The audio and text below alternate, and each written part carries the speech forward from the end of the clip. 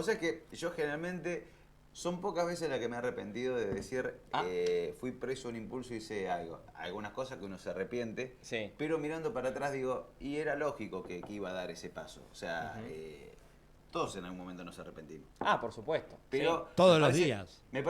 no, No. todos los días tenés algo para arrepentirte, Sí, Tincho. lógicamente, sí, Yo a sí. veces creo que Tenés que hacer autocrítica cuando No, eso pasás. sí, eso sí. Y bueno, Pero pará, es una... ¿estamos hablando de un arrepentimiento o del impulso? Porque son dos cosas distintas. Yo me arrepiento de No, muchas arrepentirte cosas. del impulso, A ver, justamente. pero muchas veces creo que el arrepentimiento viene por el grado de lo impulsivo que fue en una Claro. toma de decisión. No, Cuando uno ya está. la madura un poco más, me parece que reduce drásticamente el Yo porcentaje. quiero No sé saber hasta dónde. qué es lo que nos va a decir la licenciada.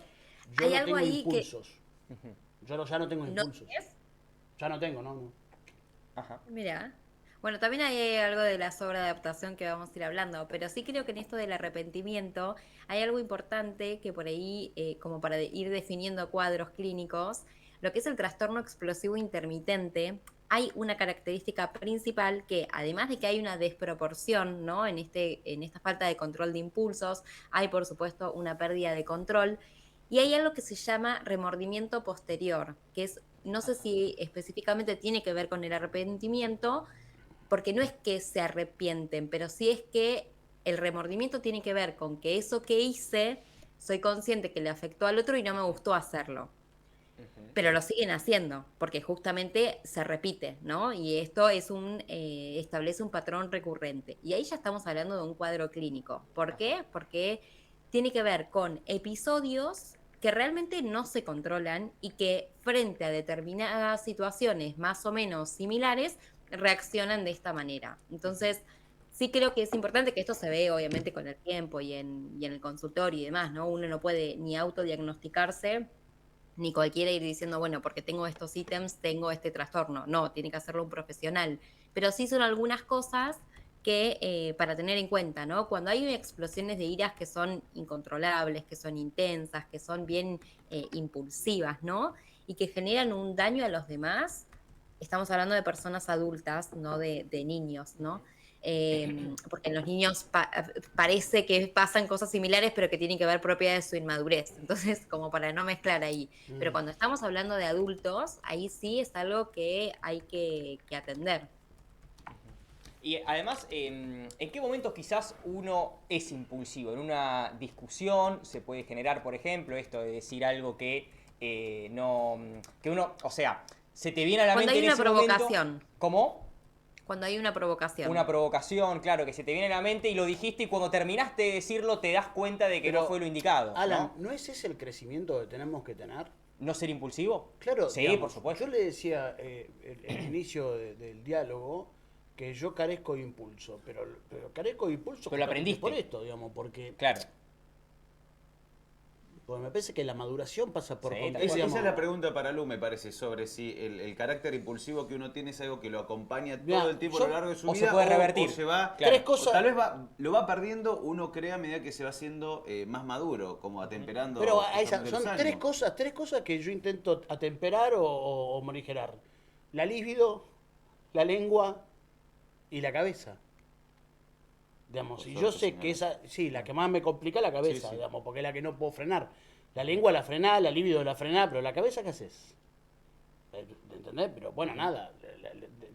Te lees un libro, qué sé yo, te tomás sol, 15 minutos de sol, no sé. Respira hondo, como te dicen. Claro, no sé.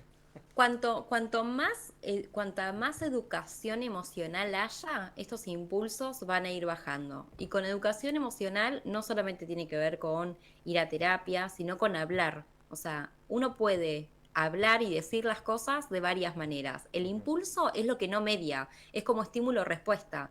No sé, vas por la calle y hay algo, hay tránsito o alguien te pasó muy cerca y vos inmediatamente viene el insulto o viene que se van a las piñas o demás, no media nada. Distinto es cuando ya hay algo que está en el medio y cuando uno puede decir, bueno, esto me enojó, pero lo puedo hablar de esta manera o de otra, puedo llegar a la otra persona sin necesidad de actuar el impulso, que es el impulso de la emoción, de la ira, de la bronca. Entonces, eso me parece que, por supuesto que va acompañado de la maduración de cada persona, de experiencias personales, que según lo que cada uno haya pasado también va aprendiendo de esas experiencias, y también sabiendo hacia dónde uno quiere ir. La verdad es que no poder controlar el impulso también habla de una cuestión más animal de la persona, ¿no? Y las personas somos seres racionales, entonces algo de la razón tiene que entrar ahí. Yo creo que muchas veces cuando creemos que nos están atacando, reaccionamos queriéndonos defender. Y esa defensa muchas veces tiene el mismo índole de la persona que te está atacando. Y ahí está el error. Uno no tiene que ir luchando con la otra persona, sino entendiendo, bueno, a ver, ¿qué de esto a mí me molestó y cómo puedo hacer para que la otra persona o lo cambie o para yo no estar expuesto nuevamente frente a esta situación? Que ahí viene el control. Distinto está la sobreadaptación, que no es que no hay impulso, sino que esos impulsos aparecen, pero por algún motivo los reprimen en exceso a esos impulsos, y ahí es cuando viene un comportamiento muy cauteloso, muy perfeccionista, que lleva a otra situación que tiene que ver con un cuadro clínico, o sea, a largo plazo, más de estrés, ansiedad y dificultad para disfrutar la vida. ¿Por qué? Porque están como enfrascados, sienten todos esos impulsos, pero no los pueden manifestar. Entonces sí creo que hay que encontrar un punto medio. Ay, Ludmila, te hago una pregunta, perdón, pero que me sentí Identificado. sí, descripto, digamos. Yo me enojo como me enojaba antes. Lo que pasa es que llega un momento en el que uno sabe que un enojo hoy, por el rol que uno ocupa, por el lugar en el que uno transita, puede generar distintas consecuencias, más menos dolorosas, más menos responsables. Entonces uno elige atemperarse, uno elige morigerarse, digamos. No sé si eso después, como decías recién, tendrá una complicación o un síntoma. ¿Tenés algún espacio donde vos puedas hablar de todo ese enojo, manifestarlo con Voy a algún terapia amigo? 2 veces por semana. 2 veces por semana. Entonces no hay una sobreadaptación. La sobreadaptación es cuando realmente te controlas tanto que ni siquiera lo podés hablar y, o sea, no hay una manifestación Igual, de vas 2 eso. veces por semana. Tenés que ir una, pero la segunda es de impulso, ¿no? Medio que... No, pero ¿sabes por qué? Ludmila, aparte lo quiero contar esto. Cuenta. Un día estaba con mi psicóloga y le mando un beso muy grande, pues la adoro. Y le digo, Silvina, digamos, ¿por qué está establecido que uno tiene que ir al gimnasio una vez por hora o puede ir un día por hora?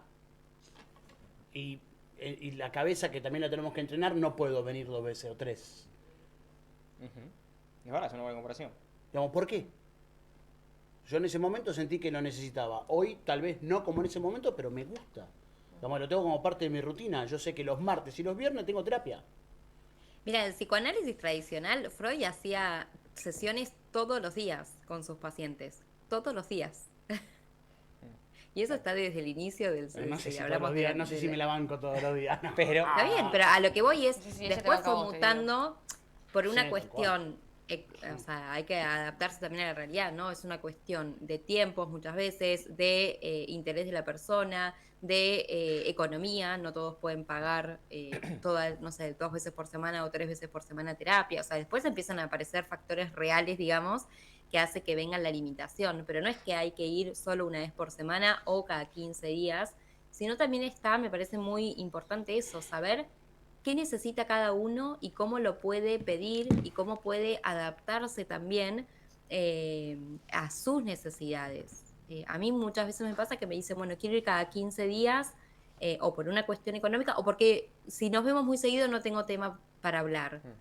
Y la verdad es que siempre hay temas para hablar y para trabajar. El punto está en, si uno quiere trabajar en lo inmediato, no sé, tuve una semana complicada, entonces hablas de lo que te pasó esa semana o querés ir a trabajar cosas mucho más profundas que tienen que ver con repeticiones, con cosas que no solamente suceden en la actualidad, sino también en el pasado y cómo eso va a proyectar en el futuro. O sea, para hablar hay un montón, pero bueno, ahí creo que sí tiene que ver, o que es importante, el tema de la educación emocional, que es hablar de lo que nos pasa, hablar de las emociones. Y eso es sumamente importante, porque también ahí vamos dosificando justamente esta emoción como más de las vísceras, ¿no? Que nos sale, que es cuando no se puede controlar.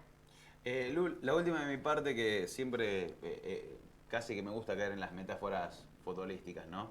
Generalmente alguien que sabe, ve un pibe cómo para la pelota y ya se da cuenta si tiene medianamente talento para desarrollarse o no.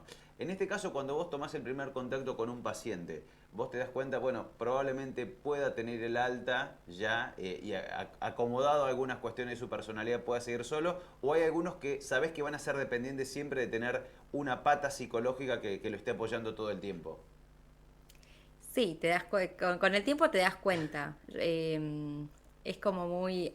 a mí me pasaba mucho también cuando trabajaba en recursos humanos, en la parte de selección de personal, ya cuando la persona llegaba uno se daba cuenta si podía ir para el puesto o no, porque no porque la persona no sirve, sino porque esa persona con esas habilidades, en ese puesto de trabajo, con ese jefe, no iba a encajar. El Después, perfil, obviamente, El perfil. el perfil, exacto, me refiero al perfil. Con terapia pasa algo muy similar. Según el motivo de consulta, cómo se vaya comportando a lo largo de las sesiones, qué compromiso haya, cómo se comunica, uno sabe también si esa terapia va a ser más efectiva o menos efectiva, ¿no? Si va a durar más tiempo o menos tiempo, si es necesario que sea yo ahí. Tengo pacientes de varios años ya y hay pacientes que los voy viendo, bueno, trabajamos 8 meses y después viene un corte y después me vuelven a buscar. Pero sí creo que es importante ahí entender para qué o por qué vienen, ¿no? Y para qué sostener. Sí me ha pasado de decir, bueno, ya vamos 2, 3 años, ¿qué hacemos en este espacio? Y que la persona me diga, bueno, no quiero dejar, bueno, pero hay algo que tiene que ir cambiando, ¿no? Entonces, no les doy el alta, pero sí hay algo de esto que no está funcionando. O porque no está funcionando, porque no hay realmente un cambio, porque no hay un compromiso, porque es un venir por venir. Y este bastón que uno va sosteniendo, Claro. después va entendiendo, ¿no? Se vuelve Va rutinario y no tiene un efecto puntual. Es lo mismo cuando a veces uno ve una película y digo, no la entiendo, no sé cuál es el conflicto. Pero la película siempre tiene que resolver sí. un conflicto, básicamente. Hay alguna que vos decís, ¿a dónde va qué pasó esto? acá? Claro. ¿A dónde va? ¿Viste? Como, no sé Sí. muy bien. Sí, y también entender que muchas veces también los psicólogos hacemos como de ese bastón que vos decías, que tiene que ver más con una función materna o con una función que hoy no la tienen en la realidad y, o sea, en sus vínculos no diarios y lo encuentran también en terapia. Pero bueno, ahí está todo lo que es la transferencia, que es lo que le pasa al paciente con el psicólogo y la contratransferencia de qué me pasa a mí con ese paciente, ¿no? O esa paciente. Entonces, es complejo, pero sí creo que a lo largo... Eso último, perdóname. Sí. Como yo no vengo nunca los viernes, No, se lo voy a está preguntar. claro. Es más, ya estás cancelando una sesión psicológica. La sesión de hoy no hace falta. No, pues son temas de nada que ver. Eso te quiero preguntar. ¿Cómo manejas desde lo profesional? Porque lo que te debe pasar a vos le debe pasar a tus colegas, a todos y a todas, cuando no te bancas a tu paciente. Porque Puede pasar. puede pasar. Puede pasar. Por supuesto que puede pasar. Bueno, ahí está lo que en algún otro viernes mencioné. Ahí está el análisis personal. O sea, yo eso lo tengo que trabajar en mi terapia de por qué me está tocando algo de lo mío, digamos. Y después está la supervisión, que en la supervisión también es con otro colega, ¿no? Donde se evalúa el caso. Y desde la contratransferencia me está sucediendo esto y esto. Bueno, a ver, ¿cómo lo podemos enmarcar? ¿Cómo lo podemos trabajar? Hay veces que es insostenible y que realmente uno tiene que tener también la ética de decir, mira, yo en este caso no te puedo atender, no puedo trabajar y hay una derivación. Pero sí es importante escuchar, o sea, que el psicólogo pueda escuchar, ¿no? ¿Qué le pasa con ese paciente? No todos los pacientes nos agradan y no todos te tienen que agradar, por supuesto, ¿no? Pero cuando ya toca algo que se vuelve un obstáculo para el tratamiento, ahí hay algo para hacer. Bien, la verdad clarísimo. Como siempre decimos, Lu, ¿cómo podemos hacer para seguirte en redes sociales? Me encuentran por Instagram, lic.ludmilahonorati. bueno, que siempre vemos. Allí hay muchos videos, muchas imágenes, muchas historias para Y después la otra para vez que me contar. preguntaste si yo usaba otra red y te dije, no uso otra red. Todos los videos de los viernes Sí. están subidos a mi canal de YouTube, así que Ah, también lo pueden fantástico. encontrar ahí. Muy bien. Excelente. Impecable, Muy bien. buenísimo Sí, para también nosotros. todos los programas de los viernes ya los voy subiendo allá para que los puedan ver. ¿Y cómo es tu canal de YouTube, Lu? ¿También? ¿Como el Instagram? 2000 honor a ti. Perfecto. Sí. Perfecto, mira qué práctico. La Ahí está. practicidad, Total. un gran valor que tenemos que ir asimilando todos. Lu, como siempre, todas las gracias y la seguimos la próxima semana. Bueno, buen viernes. Un beso.